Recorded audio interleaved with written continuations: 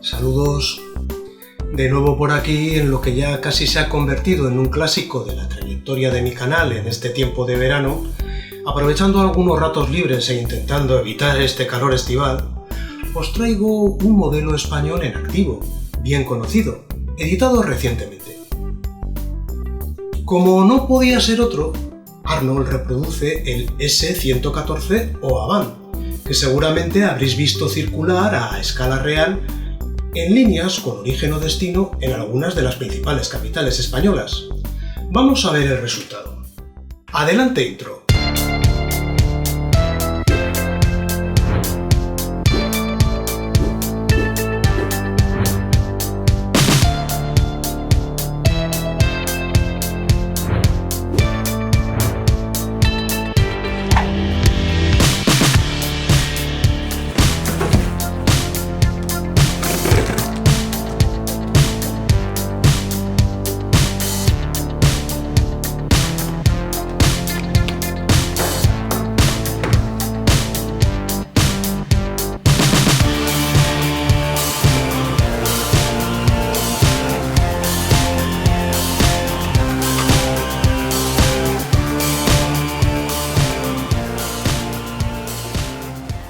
Los trenes de la serie 114 son la consecuente evolución de los S104, diseñados con el fin de prestar servicios en medias distancias utilizando líneas de alta velocidad.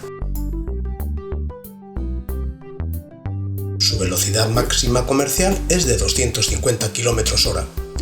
Con características parecidas a los 104, en realidad la serie 114 deriva del ETR 600-610, los pendolinos italianos.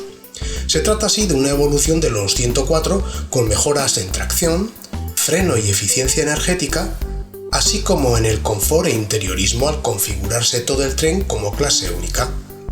Aunque inicialmente se adjudicó su construcción al consorcio Alstom-CAF, un lote de 30 unidades en 2004, el alto costo por unidad obligó a una renegociación al año siguiente, limitándose el pedido a tan solo 13 unidades.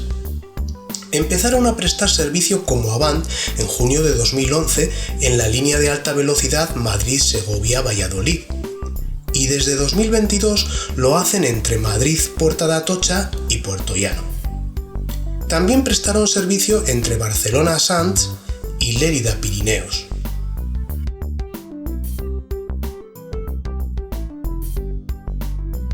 Además de entre Sevilla-Santa Justa y Granada, pero más adelante fueron sustituidos por S121 y S104 respectivamente. También llegaron a prestar servicio como AV City en diversas relaciones, como Madrid-Chamartín-Zamora antes de la desaparición de esta marca comercial.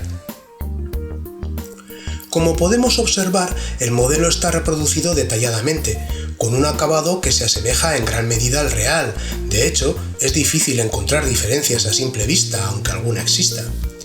Pocas protuberancias, lo que facilita su manipulación, y pantógrafos metálicos bien terminados de aspecto consistente, solo en los coches intermedios.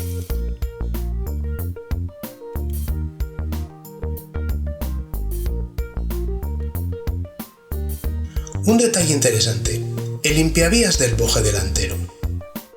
Por fuera, aparte del peso, la cabeza tractora se diferencia de la cola porque cuenta con dos aros de adherencia, uno en cada boje del lado exterior y de forma cruzada, lo que le asegura cierto agarre a la vía, que no debería dar problemas en pendientes tratándose de un convoy de 4 coches, por tanto relativamente ligero, una diferencia con los pendolinos que tienen 7.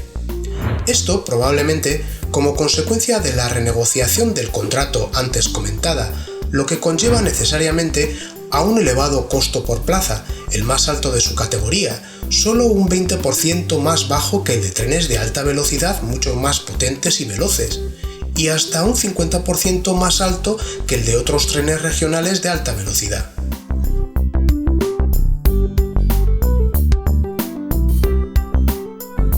Volviendo a los bojes, estos gozan de un amplio radio de giro, por lo que el fabricante no menciona en sus instrucciones ninguna limitación de circulación en este sentido. Veremos más adelante. El enganche entre coches es independiente de ellos mismos, se acompañan separadamente, en una bolsita dentro de la caja de la cabeza tractora, la denominada 1, y se aplican en su cajetín mediante presión hasta oír el clic.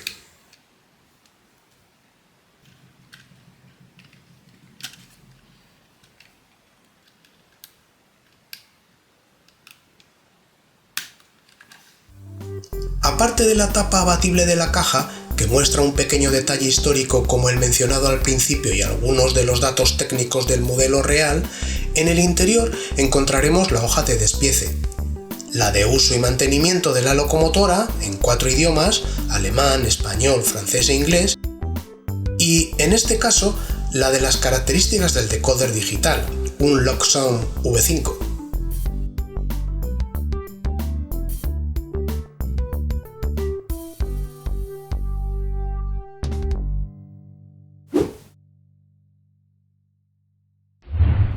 Acceder al interior resulta complicado, de hecho no se lo aconsejaría a nadie, aparte de que hacerlo anularía la garantía del fabricante. Corriendo el riesgo por mi parte y por una razón que comentaré al final, he utilizado un modelo gemelo. La única diferencia es la topografía de la carcasa. El pendolino suizo que adquirí en Navidad, ya que el modelo español no acababa de salir al mercado. El problema es el encastre de la carcasa, muy ajustado al chasis por medio de 3 pestañas centrales por lado, apoyadas por 5 interiores más pequeñas. Ni incluso los típicos palillos solucionan el percance, puesto que pueden ser contraproducentes si se quedan enganchados entre el chasis y la carcasa. No queda otra que utilizar una pequeña punta plana de destornillador para ayudarse e ir soltando las pestañas, solo que el uso de este originará daños superficiales en el chasis, desconchando la pintura negra, e incluso al no conocer la situación exacta de las pestañas internas, podríamos dañar alguna de ellas y hasta llegar a despegar alguna de las placas que simulan el cristal de las ventanas de la unidad. Para facilitar la operación puede ayudar a soltar el embellecedor del bajo delantero, ya que este tiene una pestaña más que sujeta la carcasa en el morro. Una vez hecho esto, y si conseguimos liberar las pestañas una a una por cada costado, podremos seguir la indicación de la hoja de despiece, tirando de la carcasa hacia arriba desde la parte de atrás. En definitiva, toda una odisea.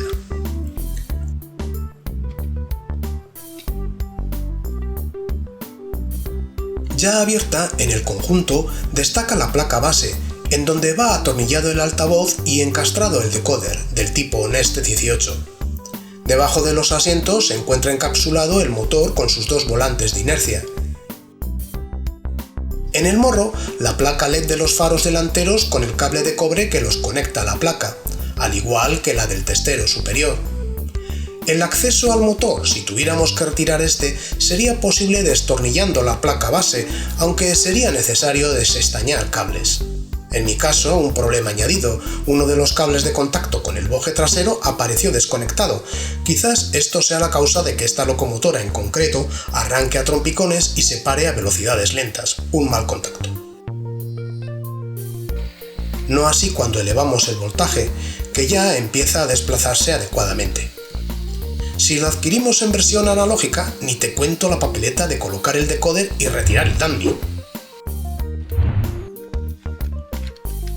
El problema de modelos con enganche de este tipo viene en la dificultad de ponerlos en vía, ya que suele resultar bastante complicado practicar el enganche sobre aquella, puesto que no basta con juntar las unidades, sino que es necesario elevarlas, girarlas y tener la suerte de que mientras practicamos esta acción no se desenganche otra. La batería de sonidos con la que cuenta el decoder de serie es amplia, tanto que a veces no es sencillo extraer el pertinente con la central utilizada al uso.